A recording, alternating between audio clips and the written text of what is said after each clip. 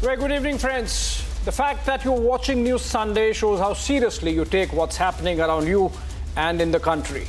So let's have a fruitful and engaging next 1 hour. Just last week, we had the spectre of government employees in Himachal Pradesh not getting salaries deposited in their accounts simply because their government, or the Congress-led Sukhu government, did not have the money. It had gone broke. Today, we had the AAP-led Punjab government announcing a bus fare hike. This was on the back of increase in VAT, the value-added tax on petrol and diesel just 2 days back. The cash-strapped Punjab government is scraping the bottom to meet its governance responsibilities in what looks like a dire situation fiscally.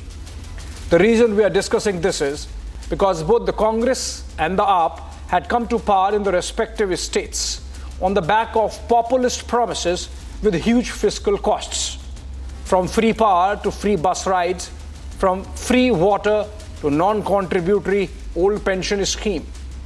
It was as if there was no tomorrow when it came to promising a tax-free Shangri-La. People believed them and voted them to power. And now the reality has come to bite them from the behind, literally. Bus fares are rising, electricity rates are going up, banks are not lending the governments from Punjab to Karnataka. And quietly, very quietly, the Congress party did not even mention the old pension scheme in its election manifesto of 2024. Is this clearly a case of hoodwinking of the electorate? And equally, are people to blame if they believe in free lunch and freebies at the cost of their own future? We will discuss that. Also, amid global talk for India's role in peacemaking between Russia and Europe, I would speak to India's former Foreign Secretary Kanwal Sibal on what it means for us. Let's get started. Before the headlines, the debate in this burning question. The debate is whether good politics makes for good economics or good economics makes for bad politics. Essentially, it's a debate of populism versus welfarism. Does good economics make good politics? That's what we are going to discuss, as also, of course, the interview with Kanwal Sibal after the debate. But let's begin with the headlines first.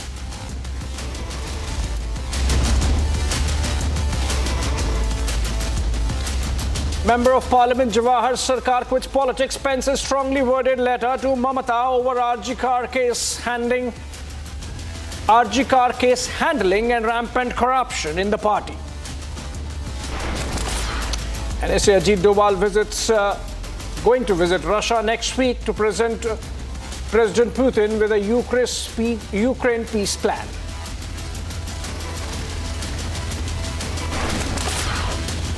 After Shah, PM Modi to headline rallies in Jammu ahead of the landmark polls in the state, in the Union Territory. Shocking discrepancies in Abhaya's post-mortem report point towards foul play. Manipur Chief Minister N. Biren Singh meets Governor amid fresh incidents of violence in this state.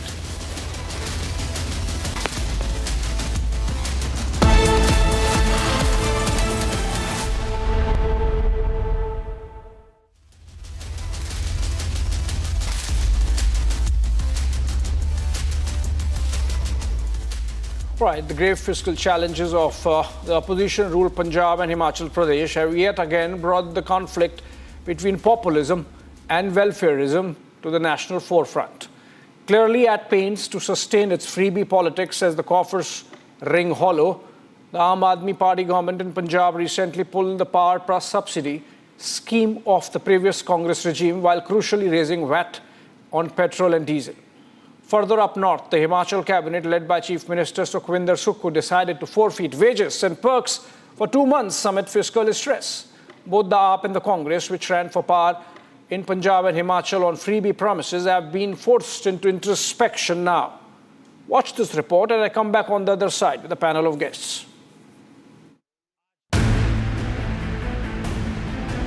Belatedly, the ruling AAP and the Congress in Punjab and Himachal Pradesh have come to realize that populism makes for good politics, but very bad economics. Chasing short-term electoral gains without pursuing a sincere welfarist vision, the AAP and Congress have put these states in a fiscal pickle. Wilting under the weight of its freebies, the ruling AAP has been forced into austerity in the face of a grave financial crisis. At a recent meeting, the Punjab cabinet withdrew the power subsidy scheme while also raising VAT on petrol and diesel. In a departure from AAP-ruled Delhi, which offers free bus rides for women, the Bhagwat Mann cabinet also raised bus fares in Punjab. While not putting the burden on the people, the fiscally stressed Himachal cabinet announced forfeiture of wages and perks for 2 months till economy shows a turnaround.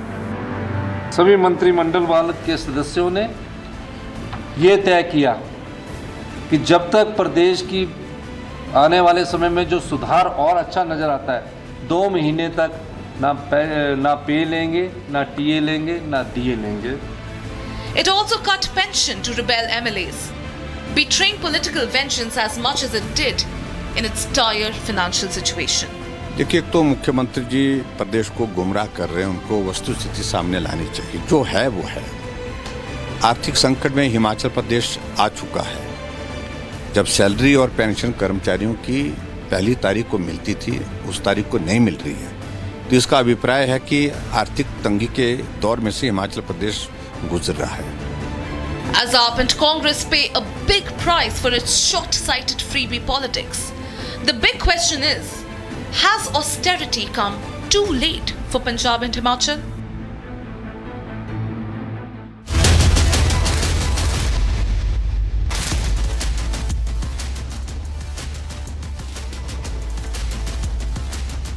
All right, welcome back. Joining me in this conversation, national spokesperson of the BJP, Sanju Verma. She's joining us live from Delhi tonight. We also have right-leaning economist Kishore Subramanian, financial analyst. He's joining us live from Chennai. We have Santosh Mehrotra, visiting professor of economics at the University of Bath, United Kingdom. Also an economist, live from Delhi. He leans towards the Congress or the left. And we also have Ravi Srivastav, political analyst, live from Bengaluru tonight. And he's someone who leans towards the Aam Aadmi Party, been with the Aam Aadmi Party earlier. And I would want to begin with you, Ravi Srivastav, because you have to defend a political party. And then Sanju Verma gets in. And I would request, Ravi, that you get all the time to make your defense. But when others speak, do not interrupt. You can raise your finger. I can come to you. And that's how we'll take it forward. We have good 30 minutes of quality conversation going on a very important subject, populism versus welfarism. And Ravi, beginning with you, your party promised all these freebies from Delhi to Punjab, free electricity, free water. And maybe because Delhi is a rich state, the government is sustaining itself. In Punjab, you are struggling. The proof of which is in the last 3 days, back to back, 3 of the freebies are partially or substantially being rolled back. Are you wiser after being in government in Punjab that freebies do not make for good politics?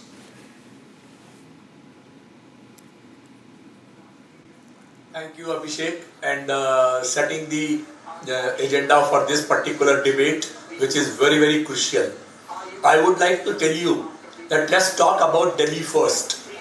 Delhi government, now running into its 3rd term, had been giving this subsidized electricity, free water up to 20,000 liters. They have been doing a wonderful work as far as the schools are concerned, the transport is concerned, or several other things, the development activities in Delhi.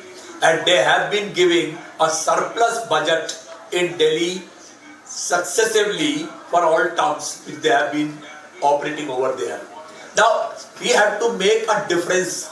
What is a freebie and what is a welfare scheme? The freebie is the kind of a cash doled out to target a particular vote bank, which the central government does it, whether it is Kisan Samman Nidhi Yojana, whether it is a Ladli Bahan Yojana recently started in Maharashtra, it was there in Madhya Pradesh earlier, the Maharashtra they have started, and several other things where I would say even the 5 kg ration to 80 crore people, is it not a freebie? Is it not targeting a particular vote bank? It's like that. So as far as the welfare schemes are concerned, giving women a free ride in the buses or giving the electricity up to a certain, say 200 unit or 300 unit, and beyond that charge them on actual. There are certain things which need to be given to the people. And it is not the only government which has done it. Several governments have done it. You must have heard in the Punjab government, the Rajasthan government was selling the cylinders for 500 rupees. Several governments were giving the cylinders for 500 rupees. Now, I don't call that a freebie. Because that's a kind of a welfare scheme. Where government is looting people by putting up an exorbitant excise duty on petrol, diesel of 30. Free bus ride is not a freebie. Ravi Srivastav, I want to give you a second chance before I go to Sanju Verma. Second chance, Ravi Srivastav, keep the reply to half the time that you took in the first one. Ravi Srivastav, my question was on Punjab. Would you take the question on Punjab and answer whether the Punjab government is wiser after facing the financial crisis that it is facing? I welcome the move of raising these taxes and bus fare, but would you admit that the Punjab government, facing the financial crisis that it is wiser and hence has raised the taxes?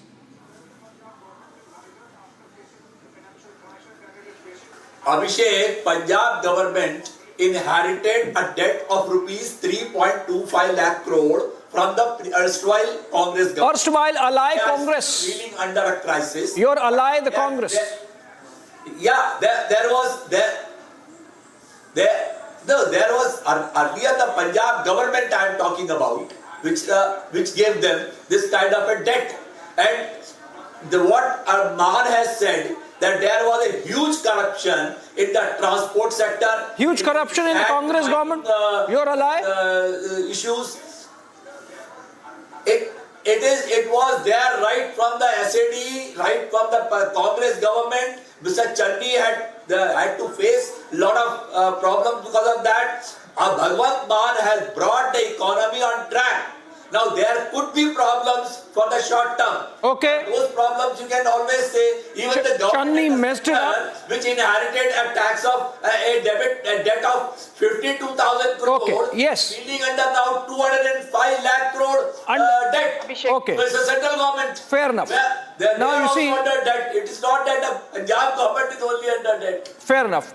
Channi created the mess. The Congress created the mess. Ravi Srivastav, your answer in trying to help the Aam Aadmi Party is, I think, complicating things for the alliance. But having said that, let's go to Sanju Verma now. Sanju, the defense essentially of Ravi Srivastav representing the Aam Aadmi Party view is that, this mess was created by the earlier governments. We did not. Number one. Number two, in Delhi, we are managing very well. It's a revenue surplus state. Number three, that others are also doing it. The BJP is doing it in Maharashtra and Rajasthan, and the other Congress governments are doing everywhere else. So what's wrong if we are also giving some freebies in the form of welfare to the people, particularly the poor? Also, he said that the BJP is vote bank hunting with schemes like PM Kisan Samman Nidhi. Abhishek, now I did not heckle Mr. Srivastav even once. I hope you will ensure that I get my full time. He gave a lengthy monologue. I have this to say.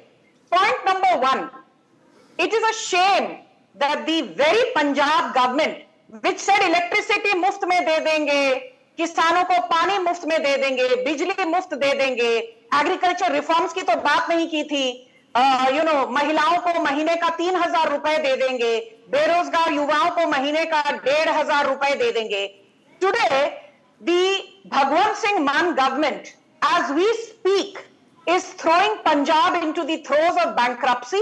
The overall GDP or GSDP of Punjab is about 8.5 lakh crore, and as we speak, provisional estimates suggest that the debt is more than 5.5 lakh crore, which means about 65% of the GSDP is the public debt of Punjab under the incompetent Bhagwant Mann dispensation. Point number one. Point number two, Your audience needs to know this. VAT on petrol has been raised by 61 paise per litre in Punjab. VAT on diesel has been raised in Punjab by 92 paise per litre. And the bus fare across citizens, whether you are poor, rich, middle income group, high income group, the bus fare has been raised by 23 paise to 145 paise per kilometer, and more importantly, the 3 rupees subsidy per unit of electricity has been taken back. So the limited point I'm making is that the Punjab government is facing acute financial burden. It had also promised that it will implement OPS. It has decided now for the time being to not go ahead with OPS. Punjab government is also constrained to pay salaries to its state government employees. Pensioners are not receiving pension in Punjab. And look at the irony, which I'm sure you know, even Mr. Mehrotra will take cognizance of this. The annual revenues of Punjab are about 80 to 85,000 crores. Right. Whereas the annual expenses of Punjab, which were in the region of 1.5 lakh crores on an average for the last 5, 6, 7, 8 years. Right. The annual expenditure of Punjab is more than 2.5 lakh crore. Whereas the revenue has not grown. It still stays in the 85,000 crore limit. But the expenditure has gone up from 1.5 to 2.5 lakh crore. Right. That is where the problem is. Public debt is rising.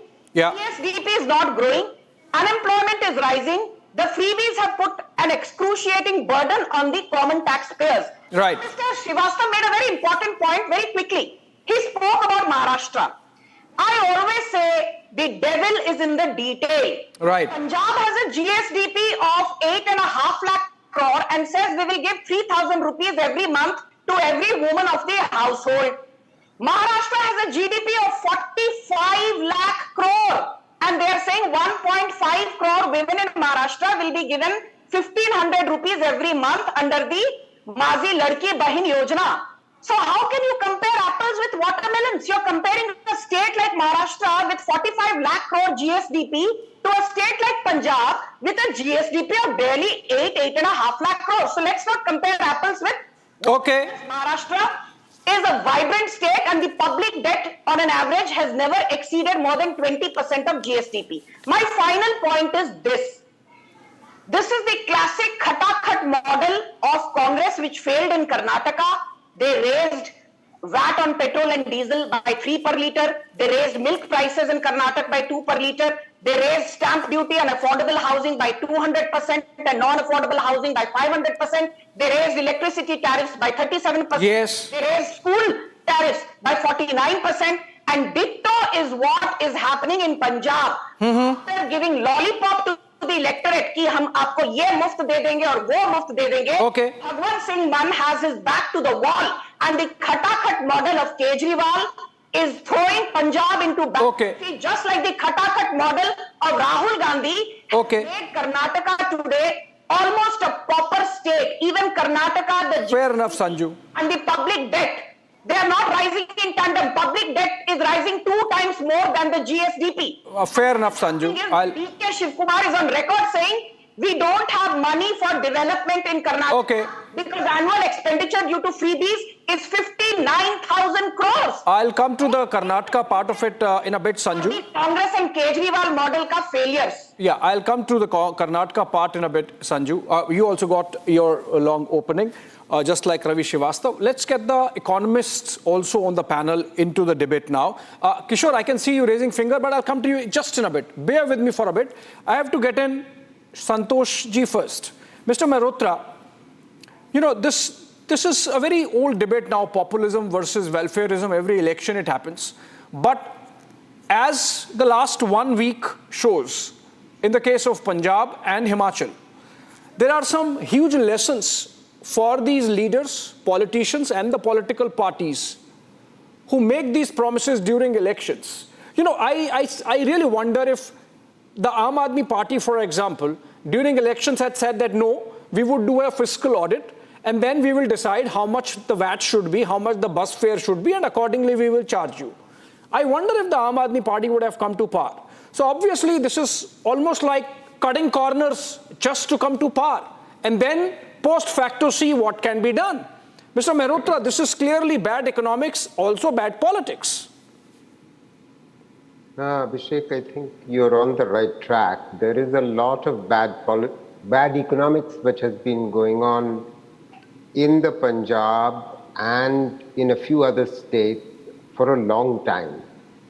And I don't believe that Aam Aadmi Party alone is part of the problem, but Aam Aadmi Party could have helped to begin to resolve the problem.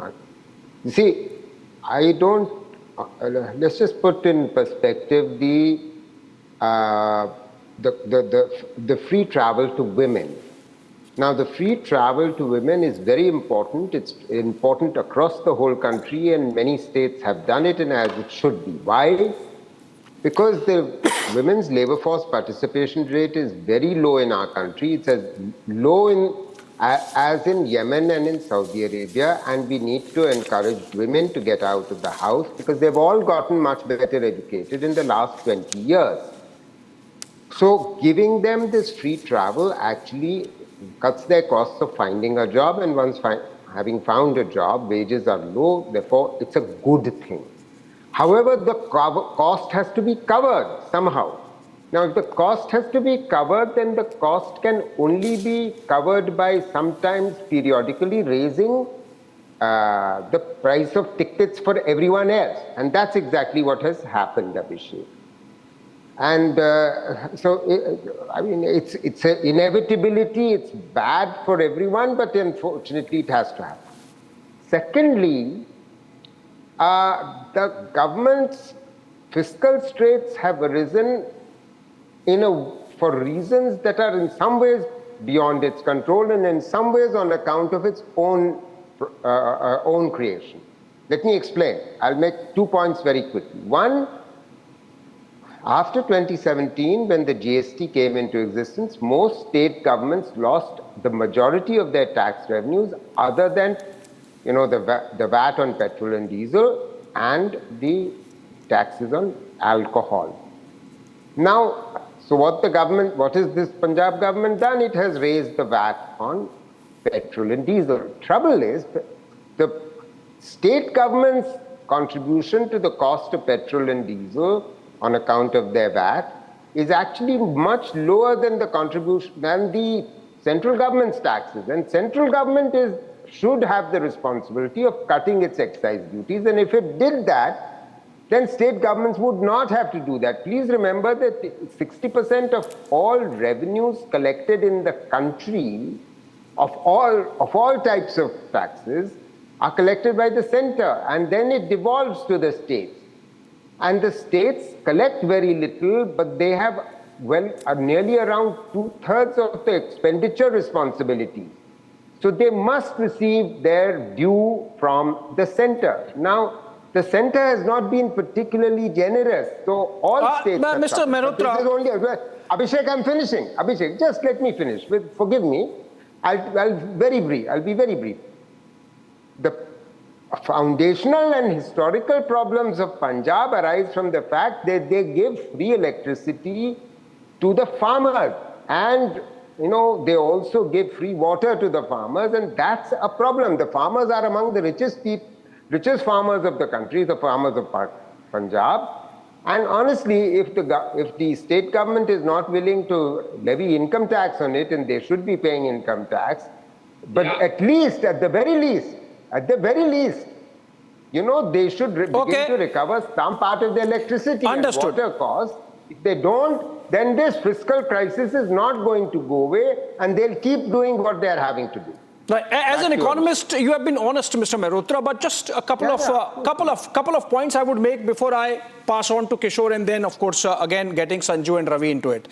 You almost suggested that GST is the culprit. I think, as I understand it, number one, GST when it came protected state revenues for the coming 5 years, so from 2017 onwards till 2022.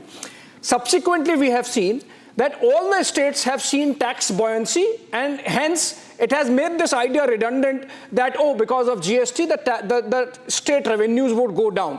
The devolution has been pronto. I think the center has been very responsible and quick on its feet in terms of devolving the money that is owed to the states, in many instances, even before the states can even spend. One sentence, two sentences. I've understood your argument. I've heard this very often, Is lying on national. No, but this is a fact. I'm not arguing. I'm just putting a fact across because you seem to have suggested that the GST is a bit of a problem, which obviously it is not. Plus, GST of course has a council mechanism where the centre and the states federally decide what needs to be done. Himachal Pradesh. GST's design is a very serious problem. Everyone knows that and everyone says that. Okay, fair enough. Let me end Kishore now. Kishore has patiently listened to everyone.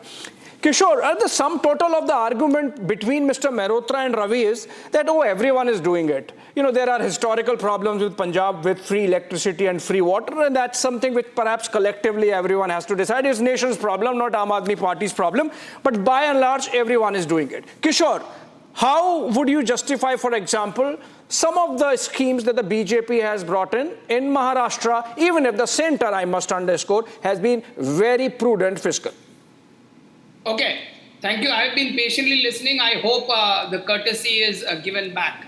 So the first point is that when the annual state budget was presented in March this year, the Minister Harpal Chima projected that Punjab's debt would touch about 3.74 lakh crore by the end of 24-25, amounting to 46% of the state's total GDP, GSDP of over 8 lakh crore. More than 41,000 crore this year alone would be raised through borrowing and loans, and this has been told by the finance minister. Going by these numbers, if you divide that by the total state's population, which is over 3 crore, every Punjabi will likely to have a debt of about 1.24 lakh crore on its head. So a child born today is having a debt of 1.24 lakh crore. Now Punjab's financial crisis has forced the government to ask a bailout package with the 16th Finance Commission. Now coming to this argument that hamam mein sab nange hain is not a fair point. Though today I would agree with my friend Mr. Dr. Mehrotra that he has been very fair. He is, though sitting on my left, he is quite right today. So I would agree with him to a large extent. He has been very fair in his assessment. But let me tell you, why do these political parties announce these freebies before or at the time of election? It is a bribe. Let's be very clear. Let's call a spade, it's a bribe. If you want to do welfarism, social welfarism, which is due and which is fiscally responsible, you do it during governance. If you do it during election time, you are bribing the voter. Now coming to your question, Abhishek, specifically to BJP, I think if there has been any government which has been as fiscally responsible as it should and could be, it is BJP. Yeah, in Delhi, yes, I said it. At the centre, yes. But in the states, there is a problem. Yeah. See, okay. So I will not tell you that BJP is 100% Shuddh pure ghee. That is not my argument. My argument is that until and unless the highest apex court, the judiciary, the Supreme Court, suo motu takes up freebie as an issue, this is not going to go up. Let me tell you, every single party is doing this, and they are doing it to get votes. So I am not talking as a spokesperson, but my friend Sanju Verma has pointed out that the data perfectly all right, and they are not going to get this bailout package because the Fiscal Responsibility Committee is not going to approve this. At 46%, you are the number 2 state as far as debt is concerned after Arunachal Pradesh. And what is the revenue collection? Very, very poor. So please understand, if you keep subsidizing farmers who have hectares and hectares of land and not tax them, you are going down a slippery slope. Yes. And let me tell you, on a lighter note, I did a vote on Twitter of if you like to stay in a state of Bay of Bengal or West Bengal, people voted for Bay of Bengal. Yeah. That's the condition, the people's opinion in India about state management. Okay. That's okay. We got the economist's views. Sanju, before I come to you, let me take another political angle from Ravi Srivastava and then I come to you. Ravi, you were mentioning Delhi is a surplus state. You know, the per capita income of Delhi is the highest in the country, perhaps because rich people live here. So Delhi can be revenue surplus and you have the bandwidth to really give the freebies that you are giving, which perhaps in any other state might not be sustainable. But Ravi, I was going through the list of 2023 through the RBI, and I'm just randomly reading the list of revenue surplus states and the revenue deficit states, and then you will see a pattern. Ravi. Every state will be Congress, Abhishek. Every state will be Congress. Don't reveal the story before I mention. Come on, don't reveal it. Let me read it. Kishore. Okay, Ravi, listen. The revenue surplus states Uttar Pradesh, Uttarakhand, Gujarat, Telangana, Odisha, Madhya Pradesh, Bihar, Assam. Now, this is 2023. So, Telangana was at that time ruled by BRS and Odisha by the BJD. And now the revenue deficit, and the rest of them are the BJP ruled states, Ravi. The revenue deficit states, Karnataka, Kerala, Maharashtra, Punjab, Haryana, Rajasthan. This is 2023, so obviously Maharashtra, of course, still and then was ruled by the BJP and the alliance. Haryana by the BJP. But if you look, rest of the states are indie states. So obviously, Ravi, there is a problem with the manner in which the indie parties understand economics and are playing havoc with their state finances. Now Abhishek, let me first respond to my economist friend who was talking about the Honorable Supreme Court's observation on the freebies. First of all, the question of the welfare schemes or freebie does not fall in the domain of the Honorable Supreme Court. This is between the political parties. How they want to operate, how they want to do a welfare of their electorate, it is their prerogative, not of the Honorable Supreme Court can impose any kind of a directive on this thing. Second thing which I want to tell you, that my friend was talking about GST. If GST is fairly distributed to all the states, then what was the need for Mamata Banerjee to hit the street in Delhi for seeking her share? And what was the need for Karnataka Chief Minister D.K. Shivkumar and Siddaramaiah hitting on the Delhi every alternate day for taking their share out of the GST or other schemes where the central government had promised? So it is the deliberate leveraging and squeezing the non-BJP ruled states by the central government. Sanju Verma. Totally Sanju Verma. And that's the reason those people are having... Again a charge on the center for squeezing the states. Thank you. You know, Abhishek, I think you're having a very sensible debate. Kishore, may I please come in? Then you can have your say after me. Thank you. And you know, today even Mr. Ravi Srivastava is not heckling, so thank him. So I would like to thank him. First and foremost, let's be very, very clear. Even the Supreme Court has yet to take the final call in making that very important distinction between freebies and welfarism. Let no one be under any illusion, welfarism is a very important pillar of deliverables in an economy like India. So that is the reason you've seen more than 25 crore people being lifted out of poverty in the last 10 or 12 years, thanks to Prime Minister Narendra Modi's politics of welfarism reforms without engaging in brazen freebies. Now, I will just say one thing to Mr. Mehrotra. He's a very learned man. But sometimes our political compulsions are such that though we can see the writing on the wall, we hate to admit what we are seeing very clearly, with or without our glasses. The distribution under various finance commissions during Congress regimes, center-state distribution of funds, of taxable revenues was only 31%. Today, as per the Finance Commission, the distribution between center and state of taxable revenue is 41%. 41% of what the center collects by way of taxable revenues are distributed to various states based on XYZ factors, which means in the last 10 years, there has been a 32% jump in the taxable revenue kitty that is given to states by the central government. So if anything, Modi government has actually enhanced the distributable pool of states rather than curtailing the distributable pool. Point number one. Point number two. Okay. You can check, this data is there on the Finance Ministry website, between 1.9 lakh crore to 2.72 lakh crore every year. Every single year is given as GST compensation to states by the center, in this case Modi government. Okay. This is over and above the 10,000 crore which is given every month by the Modi government by way of what is called the revenue deficit, RDG, revenue deficit grant. Okay. Point number four, to Mr. Mehrotra, I would just like to correct him very humbly. I have this data here. States levy excise duty on manufacture and sale of liquor, not the center.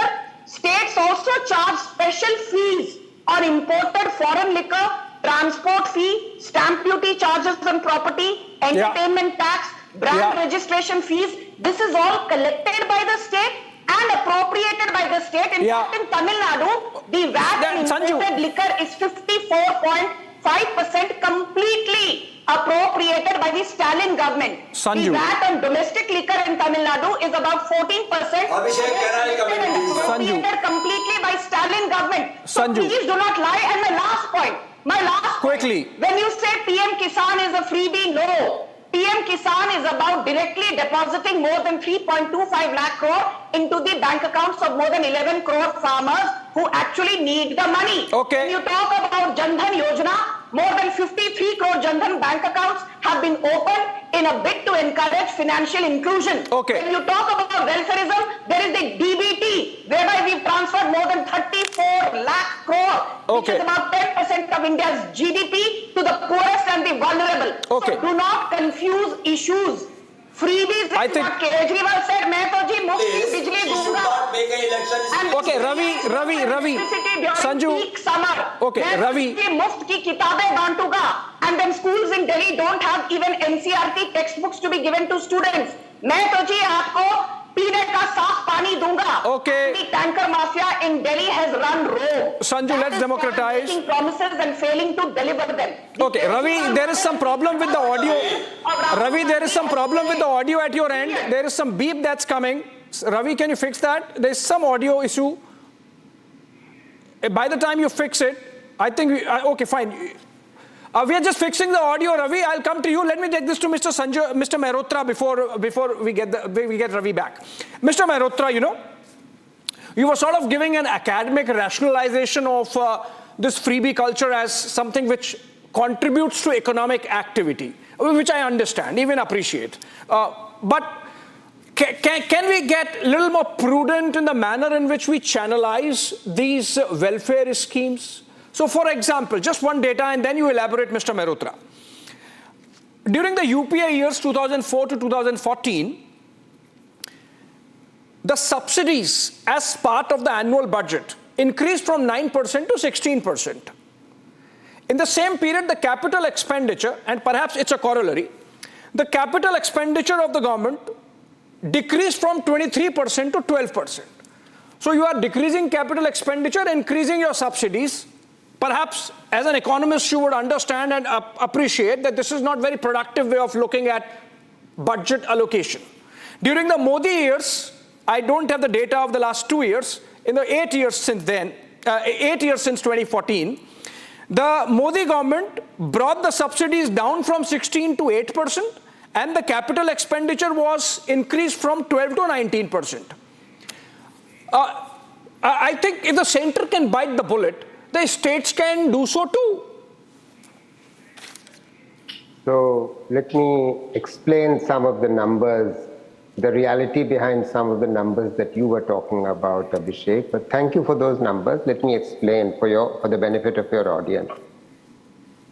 Firstly, let's just remember that subsidies were higher under UPA because the international oil prices were running over $110, $120 billion for most of the period of the UPA. Those were boom years and the economy was growing fast, and the result was most economies were growing fast, and that was one reason why subsidies were very high, because oil prices were high, fertilizer imports were also more expensive. So both on fertilizer as well as on fuel, the subsidies were high. The oil prices, international oil prices, this government, the Modi government, actually benefited for about 7 to 8 years. The first 7 to 8 years, there was a windfall gain because oil prices fell. And therefore, its subsidies fell. That's point one. Point two is the following.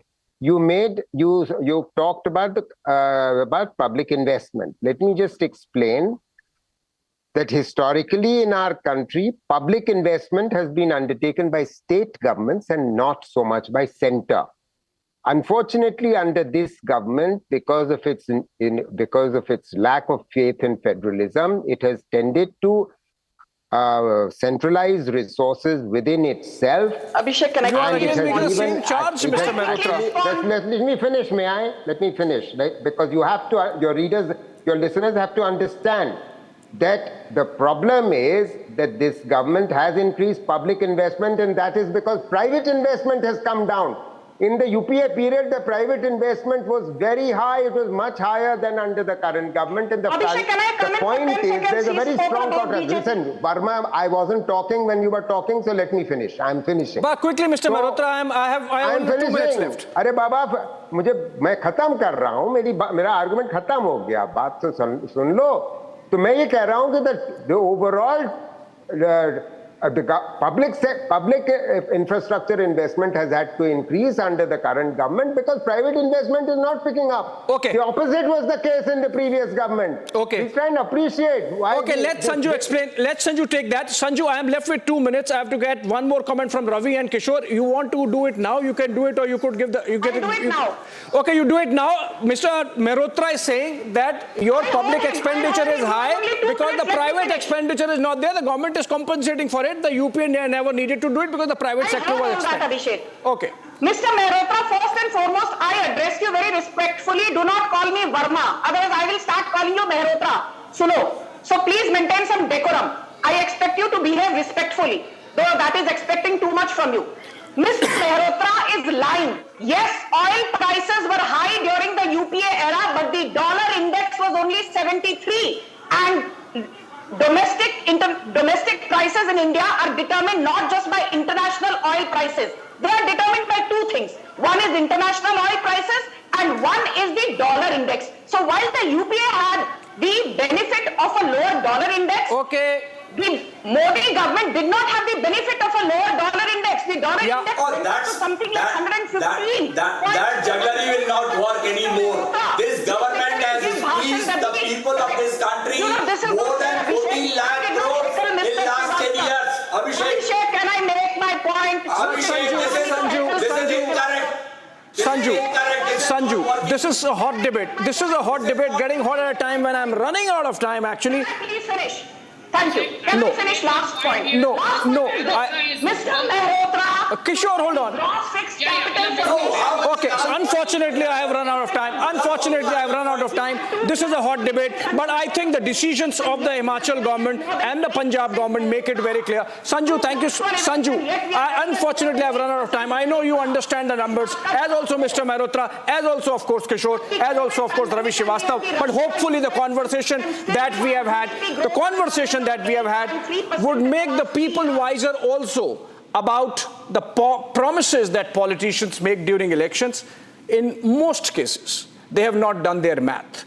They are making those promises because they think, let's first come to power and then see how it's happening. Ideally, all the promises that are there in the manifesto and the stump speeches should have been made or should be made after due audit of the state finances, and the political parties should be knowing whether what money they would need to spend is there with the exchequers or is there with the revenue potential of the state. I mean, that's not just an economic debate, it's a political debate. That's why we picked up in the light of the decisions made by the Punjab and the Himachal government. This is a conversation we're going to continue, but I have come to an end of this edition. Now, on the other side, listen in to former Foreign Secretary Kanwal Sibal on India's role in peacemaking, particularly in the Europe war between Russia and Ukraine, which has been talked about by none other than President Putin, as also Italian Prime Minister Giorgia Meloni. Listen into that conversation. All right, I mean, all this buzz on India's role in peacemaking between Russia and Ukraine in the ongoing war in Europe, joining me to sort of read the tea leaves and understand what role India can exactly play, former Foreign Secretary of India, Kanwal Sibal. Very good evening to you, sir. Good evening. All right, so let me begin by asking, in the last 48 hours, we have seen President Putin of Russia and Giorgia Meloni, the Prime Minister of Italy, mention back-to-back that India, along with countries like China and Brazil, of course, can have some role in the peace process or peacemaking between Russia and Ukraine. Why do you think these leaders have mentioned India? Well, first of all, this issue was mentioned by President Putin himself at the Far Eastern Economic Forum. And he said that he's been in conversation with our Prime Minister, that China, India, and Brazil can play a role. They are trusted friends. He's been in contact with them. And this issue, which is very complex, has been a subject of conversations with them. Right. And then he went on to say that if these countries can bring Ukraine to the table to begin the negotiating process, he's open to it. But and this is important, but he said the starting point has to be the agreement that was initialed between the Russian delegation and the Ukrainian delegation in March 2022 at Istanbul. Right. That's the starting point, which means that he's rejecting once again that the way forward is not Zelensky's 10-point peace plan. And then Dmitry Peskov, the spokesman of the Kremlin, went on to add that President Putin and Prime Minister Modi have very friendly ties, and then if India can play a role is fine. However, at the moment, he does not see any opening in terms of starting a peace process. Right. Now, when Meloni says this at some forum, that India can play a role, the question to ask is, why doesn't Italy play a role? Why doesn't Giorgia Meloni herself play a role? After all, she went on to add at this forum that supporting Ukraine is in Italy's national interest and there'll be no change in this position. Yeah. They're trying to put the burden on India and other countries to find a solution, but on terms that the West wants. Yeah. So this will not fly. You think, is it because you mentioned that India is trusted in some ways? You think it's because of India's non-binary position? Like, we might have bought oil from Russia, but we have also provided humanitarian aid to Ukraine, unlike, say, a Turkey, which has supplied weapons to Ukraine. And in the case of West, of course, they are completely backing Ukraine and they see Russia as the evil. Is it because India is seen as non-partisan in this conflict that we could be trusted? Yes, only in the sense that if India wishes to play a role to promote peace, to which Russia is open, but Russia is open on its terms, then they would welcome India's role. See, don't forget that the Russians have a great tradition of diplomacy, and President Putin has been in power for 24 years. So he is extremely well versed in the nuances of international diplomacy. Now he wants to keep the global south on his side. He doesn't want to give the impression that he's not open to negotiations, or that he's blocking negotiations, or that he's intransigent. He's throwing the ball back in the court of the global south, as well as Ukraine and Zelensky, that I am ready to negotiate. Now, if ever he said I'm not ready to negotiate, then he'll lose a lot of diplomatic ground around the world. Yeah. So that's why he's saying that. And of course, he would want a negotiated solution. He's been saying that, but a negotiated solution based on the realities of the ground, which means that Russia is not going to give up the territories that have now become part of the Russian Federation, and will not budge from his position that Ukraine cannot join NATO. Now, this will not be acceptable to the West and to Ukraine unless there's a total collapse of Ukraine. Yeah. And in a situation where actually there is no US president functioning. Right. And it's a critical period of elections in the United States. If Biden was to make a peace move, serious peace move, it would imply that the current policy, which has been pursued for the last 2.5 years or whatever, has failed. And that the efforts to isolate Russia, to impose a strategic defeat on Russia, has not worked, and therefore you have to change track. Now, this will have very serious repercussions politically inside the United States, so he can't afford that. So between now and the US election and the election of the new president, one can't see America pursuing any serious peaceful role. And if America does not do that, the Europeans obviously won't be able to do that. So Meloni is taking the easy way out. that yes, if India wants to play a role, we would welcome it, but we will continue to support Ukraine. So in a way, what you're suggesting is that in the United States, we have a lame duck president and an administration. And Europe, of course, has painted itself into a corner by being very rigid on Ukraine. So that's why perhaps there is a window, an opening for countries like India and China. You think in the case of India, Prime Minister Modi, with his very own personal style of aggressive diplomacy, has created an opening and a space for himself? Like twice he has mentioned, sitting next to President Putin, this is not an era of war which has been so happily picked up by the West. You think that might have contributed to the world seeing some role for India just by the sheer energy with which Prime Minister has taken a position on this? No, let me put it differently. India is at a very critical stage in its path for development. It needs international peace. Now, we are being pressured by the West to dilute our ties with Russia, but Russia is a very vital partner, very critical partner in so many ways. At the same time, we want to expand our ties, and we are expanding our ties with the United States. And our economic ties, technology ties are very important. Our people-to-people ties with the United States are very important. And therefore, we have the situation where we want to preserve and exploit new opportunities of ties with Russia, and at the same time expand our ties with the United States of America.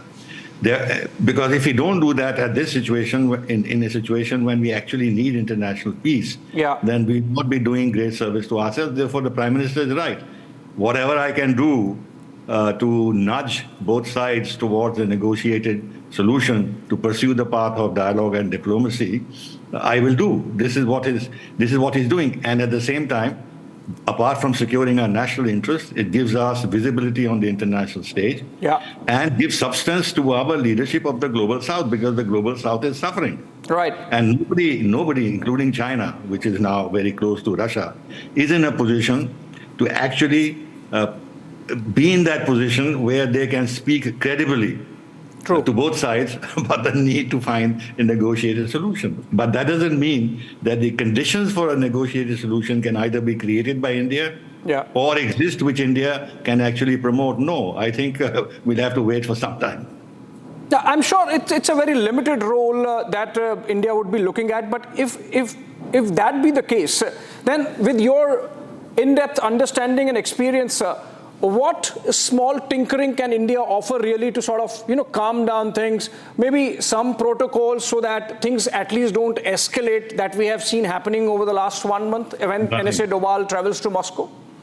Nothing. No. Doval is going to Moscow for the BRICS NSA meet, which is very important because Russia is going to chair the next meeting of BRICS in Kazan. Right. And the expansion of BRICS is on the table, and the whole methodology of expansion and the criteria which will be used to expand has serious problems for us. Turkey is very keen to join, but to give a NATO member a foot in the BRICS door actually undermines the whole purpose of BRICS. And there are other countries with whose membership we will not be happy. It, in fact, make the BRICS a very unmanageable body. But at the same time, we are only one of the 9 or 10 members that are there today. So we can't shape the agenda, and we have to keep Russian interests and priorities in mind and can't completely oppose. Even Pakistan wants to join BRICS. Can we accept it? No. So he's gone for that. But in terms of tinkering and this and that, no. Tinkering will not help because fundamental positions have to be addressed. And Ukraine has made matters worse by invading Russian territory. Earlier, they were attacking Russian territory by air, but now there's been a land invasion in Kursk, where the biggest battle apart from Stalingrad was fought in the Second World War, and where the German armies were defeated in Kursk. So this is a very sensitive issue for Russia.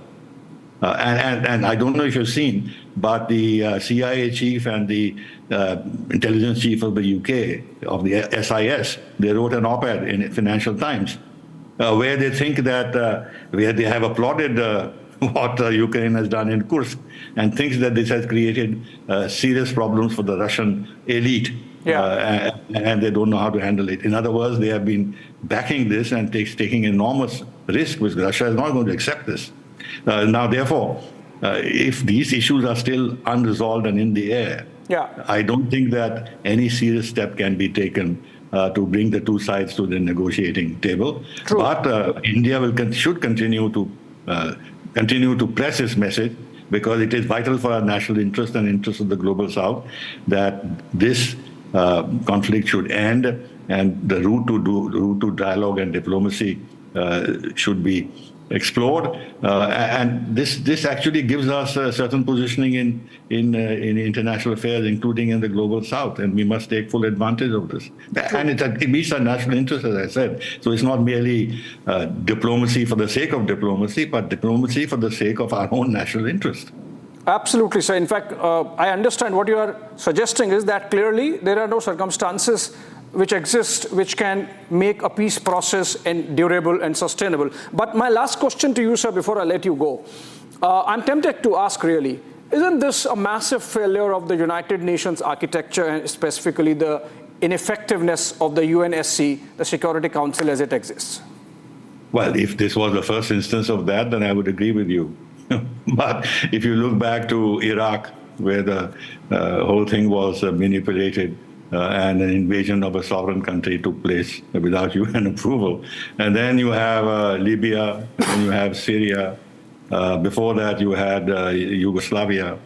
So there have been so many instances where countries have been invaded and international law has been violated, and the UN Security Council has been helpless. They have not been able to intervene and play a role. Right. Now, look, I don't want to sound anti-American. I mean, America. But the point is that American leaders have said in the past that we'll work with the United Nations if we can, but we'll do without the United Nations if we can't work with them. We'll take unilateral action. Right. So it's not as if, and this veto power that countries have is a huge problem. Now look at what is happening in Gaza. Nothing can move forward because of the veto that is being exercised. And in a humanitarian situation, which is far worse than in Ukraine, the UN is helpless. So I don't think we should characterize what's happening in Ukraine as something unique. Actually, multilateralism has virtually collapsed. And India and the global South would be deeply interested in reviving multilateralism, because that's the only way to move towards multipolarity. UN, of course, has failed, and the West would want to fight this war. Last Ukrainian standing. Thank you so much, sir. With that perspective, hopefully better sense would prevail in the Europe war, and whatever role India can play. NSA Dobal carrying a brief on behalf of Prime Minister for President Putin. Thanks for watching. Thank you.